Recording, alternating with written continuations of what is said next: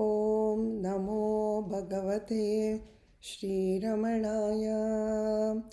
Happy Jayanti Day to all of you. Today I want to speak about my grandfather Shri Niranjanananda Swami. Chinnaswami, as he was commonly called, was Bhagavan's younger brother and the first Sarvadhikari of Sri Ramanashramam. Born in 1887, his given name was Nagasundaram and he was the third son of Sundaramaiyer and Alagammal. Upon the untimely death of his father, Nagasundaram, as a boy of 5, moved with his mother and sister Alamelu to Manamadurai to live with his uncle Nellayappa Iyer. At the age of 17, out of family necessity, he had to stop his studies and start working. By age 23, he was married and had lost his first 2 children. Seeking an offspring to carry on the family lineage, Mother Alagammal, along with her daughter-in-law Mangalam, came to have darshan of Sri Bhagavan in 1913. The couple was blessed with a male child, Venkataraman, my father, in 1914. However, tragedy soon followed. His wife Mangalam suddenly died when Venkataraman was still a toddler. Pressured by the extended family to remarry, Nagasundaram took refuge at Bhagavan's feet in Tiruvannamalai. Mother Alagammal soon followed him to Tiruvannamalai and the toddler's care was taken over by Bhagavan's sister Alamelu. With this turn of events, Nagasundaram's eagerness to serve at the feet of Bhagavan grew. He took sannyasa and was given the name Niranjanananda Swami, and from then on he completely dedicated his life to the service of Bhagavan and the ashramam. In the early years, when the ashram inmates would go into the town for collecting bhiksha, Bhagavan was very particular that Chinnaswami should also do so, as he considered the practice an important exercise for a spiritual aspirant. It should be noted here that Chinnaswami nursed Mother Alagammal during her last days. Before she breathed her last, Alagammal pleaded with Bhagavan to forgive his brother's shortcomings and take care of Niranjanananda. Needless to say, Bhagavan was the pillar of strength, supporting him as he faced many storms as Sarvadhikari in the later years. After Mother's Samadhi, the ashramam took its roots at the foot of Arunachala. Around 1930, with Bhagavan's blessings, Chinnaswami was officially recognized as the Sarvadhikari of the ashram, and he took over the day-to-day affairs that included running a kitchen, a bookstore, an office, and attend to the ever-growing stream of devotees visiting the Maharshi. As the ashramam grew, so did Chinnaswami's sense of servitude With limited education and limited finances, he developed an institution completely submitting to the will of Bhagavan. Bhagavan would admonish him when necessary, but gave his complete support in the administration of the ashram. Chinnaswami administrated the ashram with discipline and integrity. He rarely spoke to Bhagavan directly, but he never did anything without Bhagavan's direct or indirect consent. However, there is one instance when Chinnaswami asserted his opinion in front of Bhagavan. Balrama Reddiyar, in his book My Reminiscence, writes, Bhagavan's brother had to endure considerable criticism while managing the ashram. Even so, there was little doubt that Bhagavan used him as his instrument. When Niranjanananda Swami felt an inner prompting from Bhagavan, he confidently acted on it. The following is an example of one such occasion. It is widely known that Paul Brunton's book, A Search in Secret India, did much to make known to the world that the Maharishi, a unique sage of his century, was living in Tiruvannamalai. Brunton was a professional writer. In those days, wherever he would go, he would often be seen taking notes on bits of paper. While in the old hall, listening to questions put to Bhagavan and his replies, he would be eagerly taking notes. After the success of A Search in Secret India, he began writing many other books in which he would sometimes adopt the Maharishi's teaching without giving due acknowledgement.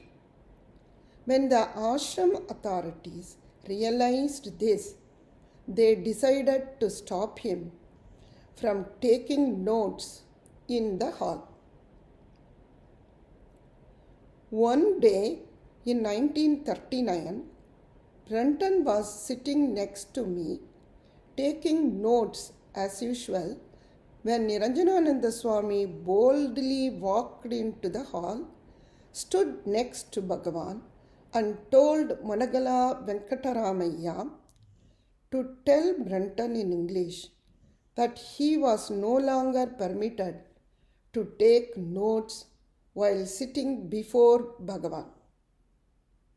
Brunton looked at Venkataramaya and asked, "Is this also Bhagavan's view?" Venkataramaya did not reply, and Bhagavan, who was quietly sitting there, did not say a word either. A few tense moments passed. Then Brunton stood up and left the hall. That was the last time he took notes in the hall. It was very unusual to see the Sarvadhikari appear so bold and authoritative before the Maharshi. He must have felt that this exploitation must stop and confident that Bhagavan was behind him. Chinnaswami was always keen that the right food was served to Bhagavan and ensured that the small quantity of food that Bhagavan ate was of the best quality. For instance, he would get the best quality rice from Nellore, ghee from Porattur, and dal from Virudupatti. Before Shantammal and Tenammal started cooking at the ashram kitchen, it was Chinnaswamy who cooked for Bhagavan. While Chinnaswamy was known to be a strict disciplinarian, his compassionate nature is revealed by the following recollection shared by Vishwanatha Swami's brother Shivaraman. In the morning, Bhagavan was sitting on the ground cutting vegetables. I squatted in front of him. We saw Chinnaswamy walking back from the town with a basket on his head. On my asking Bhagavan what he was carrying, he replied, "Last night one of the dogs was badly injured by a pig. He took the wounded dog to the veterinary hospital and is returning now." Chinnaswamy was very keen to ensure that the ashram publications be available to devotees at affordable price. The collected works of Ramana in Tamil, Huvamai in several languages, the first biography of Bhagavan were all published during his time. We owe Chinnaswamy a great debt of gratitude as he was instrumental in acquiring the house in Tiruchuri where Bhagavan was born and the house in Madurai where Bhagavan attained realization. They were named Sundara Mandiram and Ramana Mandiram respectively and have become places of pilgrimage for devotees of Ramana. When Chinnaswamy took over as Sarvadhikari, the ashramam consisted of just a few huts. Gradually, various buildings, including the dining hall, kitchen, storeroom, Goshala, and Veda Padasala, came up under his watchful supervision. The pinnacle of his achievement was the construction of the Matrabudeshwara temple over Mother Alagammal's Samadhi and the new hall adjacent to it. Work started on the temple in 1939 and after 10 long years, the Kumbhabhishekam was conducted in March 1949. Chinnaswamy travelled to Burma to procure teak wood for the construction, as Bhagavan insisted that no funds should be raised in his name or that of the ashramam. The project took several years to complete and is a testament to Chinnaswamy's one-pointed focus and practice. Just as Lord Krishna's support guaranteed victory to Arjuna, Bhagavan's grace and energy had worked through Chinnaswamy. Following the Kumbhabhishekam of the temple, some devotees wanted to honor the Sarvadhikari for his relentless work that led to the temple's completion. Chinnaswamy would, however, have nothing of it and insisted the offerings be made to Bhagavan's Paduka. Just like any other institution, the ashramam faced a lot of growing pains. With an attitude of complete surrender to Bhagavan and guided by his moral compass, Chinnaswamy took the help of well-placed devotees to fight the many legal battles and other challenges the ashramam faced. Service to the ashramam was Chinnaswamy's life mission. He fully understood Bhagavan's uniqueness and was utterly loyal in his devotion to him. He encouraged everyone to work hard and contribute to the ashramam, leading by example. He never took credit for the efficient management of the ashramam, for he knew and said that it was all due to Bhagavan's Shakti. He was a strict disciplinarian and enforced it in the ashramam. Of course, Bhagavan himself was a perfect model in observing with the ashramam rules. Following Bhagavan's Mahasamadhi on April 14, 1950, Chinnaswami's health started to decline, and by 1952 he became very ill. Vishwanatha Swami, who took care of Chinnaswami, later remarked, "Earlier I had underestimated Chinnaswami. I even mocked at him. But now I realize that he was a great man." On January 29, 1953, Chinnaswami attained the holy feet of his master. The day before his passing, Chinnaswami called for his Purvashrama son Venkataraman, who would take over as the next Sarvadhikari, some devotees and ashramam patrons, and stated the following: "I am departing with a clear consciousness and clean hands. I have not utilized even a piece of the ashramam funds for my own benefits. Everything here belongs to Bhagavan, which should be guarded with care and vigilance as such. Devote yourself, heart and soul, to the service of the Lord, and in return He will shower His grace on you. Be sincere and truthful to the core of your heart. Uphold our revered ancient tradition in the working of this ashramam, as I have upheld them all my life." As I see it, this summarizes Chinnaswami's legacy, showing his dispassion and attitude of complete surrender to Bhagavan. This great Karma Yogi's life is a source of inspiration to all.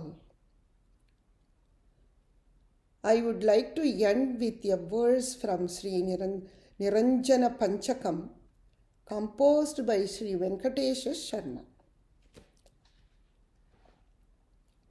"மக்களால் மேன்மையை மாதாடைவளெனும் மிக்கதோர் வார்த்தையை மெய்ப்பித்த தக்க குண தீர நிரஞ்சன நின் சேவை திறமேவும் பாருள்ளளவுமே பார்." ஓம் நமோ பகவதே Sri ரமணாய. Om Namo Bhagavate Sri Ramanaya. Today I am going to be singing Arunachala Shiva in Kannada, composed by Sri Lakshmi Narayana Bhatta.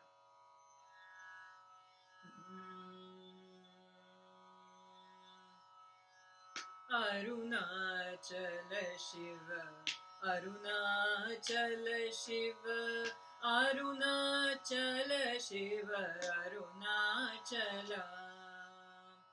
Arunachala Shiva, Arunachala Shiva, Arunachala Shiva, Arunachala. Manadali ninnanu nenevara hammanu, Manadali ninnanu nenevara hammanu, ಪರಿಹರಿಸುವೆ ನೀ Arunachal.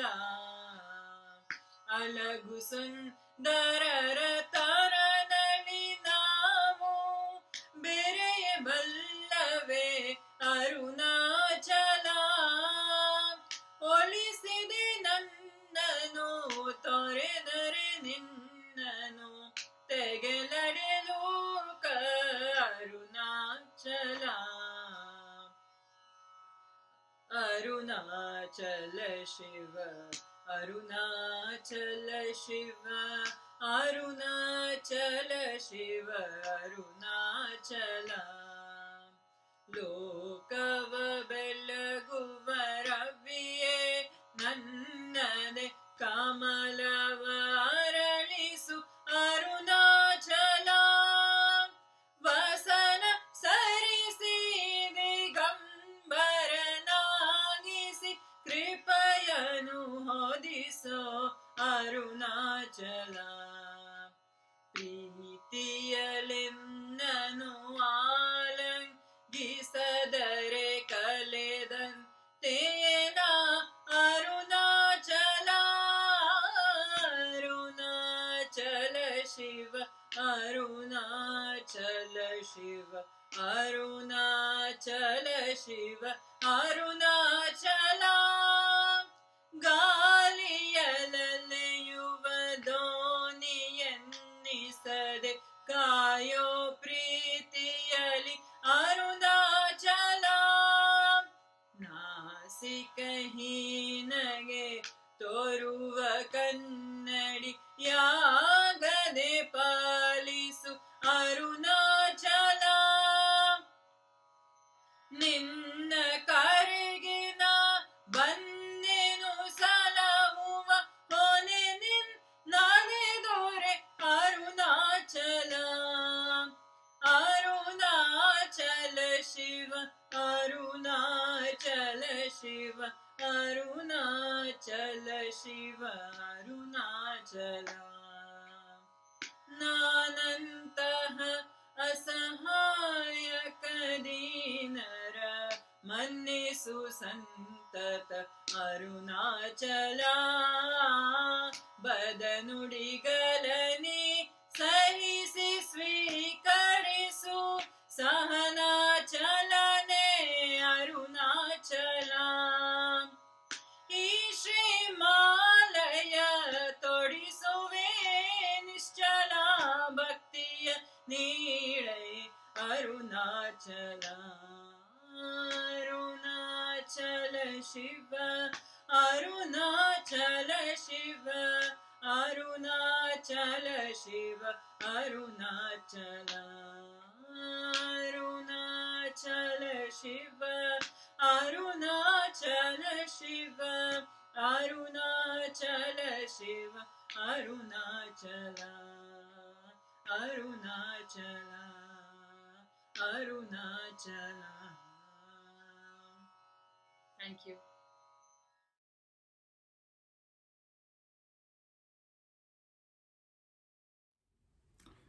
Om Namo Bhagavate Sri Ramanaya. We're going to read a couple of passages from Living with the Master by Kunjaswami. Bhagavan saw only the good in all. In Tiruvannamalai, there was a rich man by name Kandaswami. His conduct was not particularly good and local people detested him. He used to come and see Sri Bhagavan occasionally. In his last days, he suffered from poverty. Once he wanted some special gruel and sent word through someone to the ashram. He was staying in a dilapidated temple opposite the ashram. Sri Bhagavan arranged for gruel to be sent to him. This was sent on 3 successive days. On the 4th day, Kandaswami passed away. We informed Sri Bhagavan of this. We thought Sri Bhagavan would not have anything good to say about this man. What a surprise! Sri Bhagavan said, nobody can keep his body and clothes as clean as Kandaswami. He was next to Injikole Dikshidhar in cleanliness. He used neither oil nor soap. He would come to the tank at 8 in the morning and start washing his dhoti and towel. By the time he finished his bath, it would be 12 noon. His hair and beard were spotlessly clean. We were really ashamed of ourselves. Sri Bhagavan was unique in seeing only the good in others.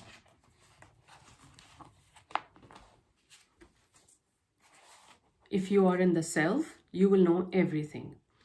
A few days after my return to the ashram, I told Sri Bhagavan of what had happened at Periyayur. I said, people from our ashram are asked a number of questions on Vedanta when they visit mutts. It will be a reflection on the ashram if we can't answer such questions. So I asked Krishnananda of Tirukkuruyur Mutt to teach me Vedanta. He said he would teach me as fast as possible in the traditional way if I went to Tirukkoyulur. I'm planning to go to Tirukkoyulur. Sri Bhagavan laughed and said, now you want to study Vedanta, later Siddhanta, Sanskrit, disputations, etc., etc.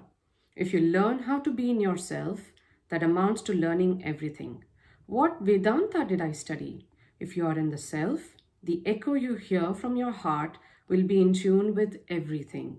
This is what is called the divine voice.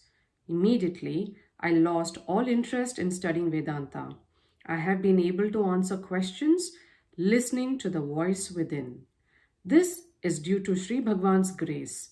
Sri Bhagavan has said in Atma Vidya, when you haven't understood yourself, what's the point of understanding other things? When you have understood yourself, what else is there to understand? Om Namo Bhagavate Shri Ramanaya.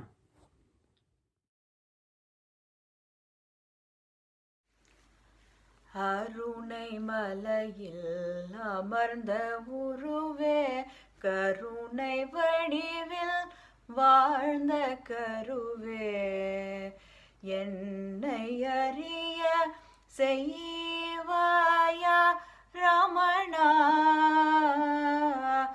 என்னை அறிய செய்வாயா உன்னை அடைய அருள்வாயா அருணை மலையில் அமர்ந்த உருவே உறக்க நிலையிலும் உன்னை நினைக்க இரக்கம் காட்டி அருள்வாயா விழித்த நிலையிலும் உறக்க நிலை போல் உணர்வில் இருக்க செய்வாயா வேண்டும் பொருள் எது தெரியா நிலையில் வேண்டி நின்றேன் உன்னிடத்தில் தேவை எனக்கெது தெரிந்து நீயே ரமணா தேவை எனக்கெது தெரிந்து நீயே தயா புரிந்து அருள்வாயா அருணை மலையில் அமர்ந்த உருவே மனதை திறந்து அருளை உணர்ந்தா பிறவி அறுத்து உன்னில் அடங்கும் விழியின் ஒளியில் உனது வழியில் கலந்து இருப்பேன் காலினடியில் எண்ணம் கழிக்க என்னை அழிக்க ரமணா எண்ணம் கழிக்க என்னை அழிக்க மௌன மொழியில் சொல்வாயா அருணை மலையில் அமர்ந்த உருவே கருணை வடிவில் வாழ்ந்த கருவே அருணை மலையில் அமர்ந்த உருவே